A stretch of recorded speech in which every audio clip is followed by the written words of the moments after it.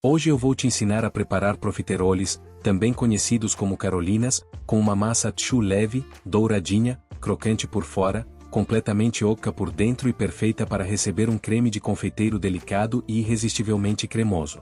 Vamos começar pela parte mais importante da receita, a massa choux. Comece colocando 180 ml de água em uma panela e acrescente 1/3 de colher de chá de sal. Em seguida, adicione 75 gramas de manteiga. Uma dica simples, mas que faz diferença, é cortar a manteiga em pedaços menores. Dessa maneira, ela derrete mais rapidamente e de forma mais uniforme. Leve a panela ao fogo médio e misture bem. A massa choux precisa ser preparada com atenção à temperatura. Fogo muito alto pode fazer a mistura aquecer rápido demais e comprometer o resultado, enquanto um fogo muito baixo pode prolongar desnecessariamente o processo. Deixe a manteiga derreter completamente por aproximadamente 1 minuto, mexendo para que ela se misture bem à água. Assim que a mistura começar a ferver, chegou o momento de adicionar a farinha. Acrescente de uma só vez 1 xícara, ou aproximadamente 115 gramas de farinha de trigo. E aqui é importante começar a mexer imediatamente. De preferência, utilize uma colher de pau ou uma espátula firme, porque a massa vai ficar pesada e exigir um pouco mais de força para ser trabalhada. Continue mexendo até perceber que a massa começa a se transformar em uma mistura lisa, espessa e uniforme. Esse processo costuma levar de 1 a 2 minutos. Mas ainda não terminamos. Depois que a massa se unir, continue mexendo por mais 3 a 5 minutos, ainda sobre o fogo, para retirar parte da umidade. Essa etapa é fundamental porque ajuda a deixar a massa mais densa e permite que ela mantenha melhor o formato depois de modelada. É justamente esse cuidado que contribui para termos carolinas bonitas, firmes e ocas por dentro. E se você está gostando da receita, não se esqueça de deixar o seu like. Obrigado! Agora, retire a massa do fogo e transfira imediatamente para uma tigela. Para acelerar o resfriamento, espalhe a massa no fundo da tigela, aumentando a superfície de contato com o ar. Deixe descansar por aproximadamente 5 minutos, apenas até perder aquele calor intenso. E atenção a esta próxima etapa, porque ela é uma das mais importantes para conseguir uma massa choux perfeita. Vamos adicionar os 3 ovos, mas nunca coloque todos de uma vez. Acrescente 1 ovo por vez e misture muito bem antes de adicionar o próximo.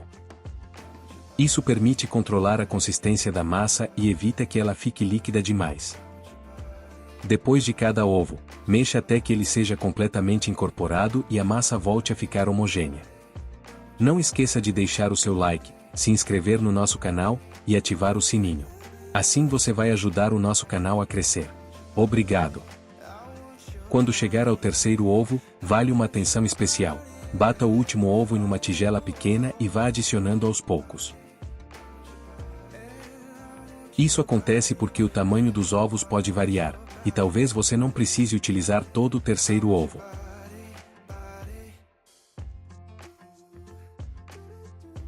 O objetivo não é simplesmente seguir uma quantidade de forma automática, mas alcançar a consistência correta. A massa choux perfeita deve ficar lisa, brilhante, macia e levemente elástica, mantendo o formato sem ficar líquida. Quando você levantar a espátula, ela deve cair lentamente, mostrando que chegou ao ponto ideal. Se a massa ainda estiver muito firme, adicione um pouco mais do ovo batido. Se já estiver com a textura correta, não é necessário colocar o restante. E pronto, nossa massa está preparada. Agora vamos colocar essa massa em um saco de confeitar. Se você não tiver saco de confeitar, não tem problema nenhum, um saquinho plástico resistente pode resolver perfeitamente.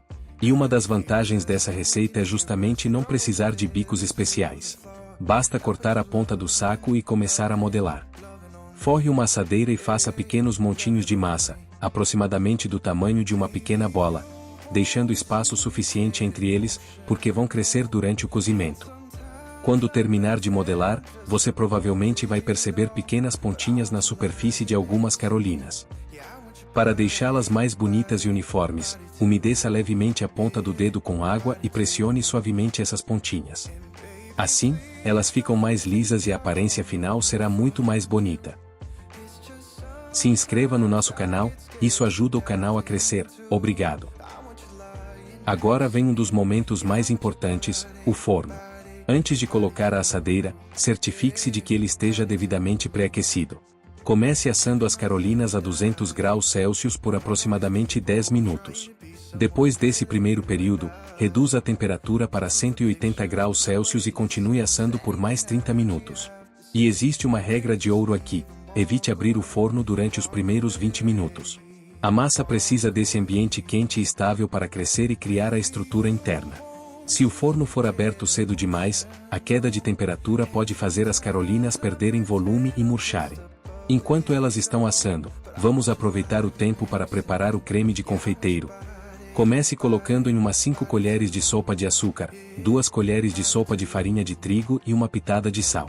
Se você gosta de um creme mais doce, pode ajustar a quantidade de açúcar para 6 colheres de sopa. Misture os ingredientes secos e reserve por alguns instantes. Agora vamos preparar as gemas. Separe 3 gemas e, de preferência, utilize ovos em temperatura ambiente, porque elas tendem a se misturar melhor aos demais ingredientes. Enquanto isso, vamos aquecer o leite. Coloque uma pequena quantidade de açúcar no fundo da panela antes de adicionar o leite. Essa camada ajuda a reduzir o risco de o leite grudar e queimar no fundo. Acrescente inicialmente cerca de 50 ml de leite e misture com os ingredientes secos, formando uma base mais uniforme.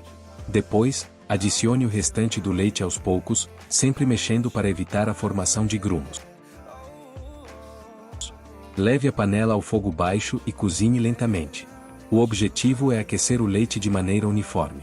Observe as bordas da panela. Quando começarem a aparecer pequenas bolhas, o leite está quente o suficiente. Não é necessário deixar ferver. Agora vem uma etapa que merece bastante atenção. Para evitar que o creme possa empelotar, a mistura deve ser incorporada aos poucos e com movimentos constantes. Despeja uma pequena quantidade do líquido quente sobre as gemas, em um fio fino, enquanto mexe rapidamente. Esse processo aquece as gemas gradualmente. Se você despejar o líquido muito quente de uma só vez, as gemas podem cozinhar rapidamente e formar pequenos pedaços. Depois de temperar as gemas, volte toda a mistura para a panela, despejando lentamente e mexendo sem parar. Continue cozinhando em fogo baixo, sempre mexendo, até o creme começar a engrossar. Normalmente, essa primeira mudança de textura acontece de 1 a 2 minutos, mas não tenha pressa. Continue cozinhando por mais alguns minutos, mantendo o fogo baixo e mexendo constantemente, até conseguir um creme bem encorpado, liso e aveludado. O cozimento total pode levar aproximadamente 5 a 7 minutos, dependendo da intensidade do fogo e da panela utilizada. Para verificar o ponto, mergulhe uma colher de pau ou uma espátula no creme e passe o dedo nas costas da colher. Se formar um caminho que permanece aberto, sem o creme escorrer imediatamente para dentro dele, o ponto está correto. Apague o fogo e acrescente uma colher de chá de extrato ou essência de baunilha, conforme a sua preferência. Misture bem para distribuir o aroma por todo o creme. Agora transfira o creme para outro recipiente. Depois, cubra o creme com plástico filme, encostando o plástico diretamente sobre a superfície. Isso impede a formação daquela película mais firme na parte de cima. Leve à geladeira por pelo menos 30 minutos. E agora, vamos deixar o recheio ainda mais leve. Vamos incorporar chantilly ao creme de confeiteiro. Mas se você não tiver creme de leite fresco, pode utilizar apenas o creme de confeiteiro. Coloque 240 ml de creme de leite fresco ou nata para bater na tigela da batedeira e acrescente uma colher de sopa de açúcar. Bata até formar picos firmes, mas tome cuidado para não bater demais. Assim que atingir uma textura firme e aerada, pare. Agora retire o creme de confeiteiro da geladeira. Ele deve estar bem frio, mais firme e com uma consistência cremosa. Misture delicadamente o creme ao chantilly. Em seguida, leve a mistura à batedeira por alguns instantes, apenas até que os dois cremes estejam completamente incorporados e o recheio fique liso, homogêneo e bem cremoso. O resultado é um recheio leve, cremoso e muito delicado. Olha que maravilha! Agora coloque esse creme em um saco de confeitar e deixe tudo pronto para a etapa final. Enquanto isso, nossas carolinas já devem estar próximas de terminar o cozimento. Quando estiverem prontas, retire-as do forno e deixe esfriar completamente antes de rechear. Se forem recheadas ainda muito quentes, o creme pode perder consistência e o resultado não ficará tão bonito. Com as carolinas frias, faça uma pequena abertura na parte lateral de cada uma e recheie generosamente com o creme.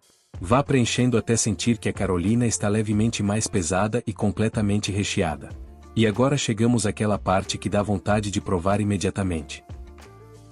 Finalize com uma generosa camada de açúcar de confeiteiro. O contraste entre a massa dourada, o recheio cremoso e o açúcar delicadamente polvilhado deixa essas profiteroles simplesmente irresistíveis.